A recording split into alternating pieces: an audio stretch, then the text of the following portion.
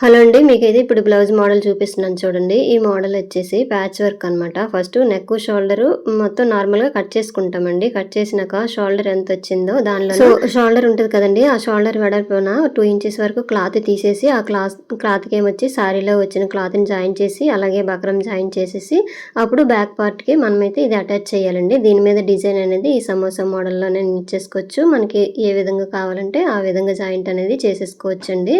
ఇగోండి చూసారు కదా! బ్యాక్ సైడ్ చాలా బాగుంది. అయితే మిడిల్‌లో వచ్చేసి నెక్ బాగా డీప్‌గా వస్తది కాబట్టి థ్రెడ్స్ అనేవి పెట్టేసుకోవాలి.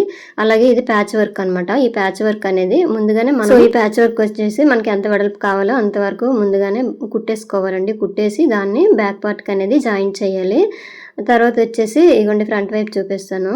హ్యాండ్స్‌కి వచ్చేసి థ్రెడ్ పైపింగ్, అలాగే నడుముకి కూడా థ్రెడ్ పైపింగ్ అనేది వేసుకోవాలి. బాగుంటది. మిడిల్‌లో వేసిన ప్యాచ్ వర్క్ అనేది మన నడుము ఎంత ఉందో కొలుచుకోవాలండి. దాన్ని బట్టి వేసేసుకుంటేనే బాగుంటది. ఫ్రంట్ వైపు వచ్చేసి రౌండ్ నెక్. ఇంతేనండి వీడియో నచ్చితే లైక్ చేయండి. Thank you.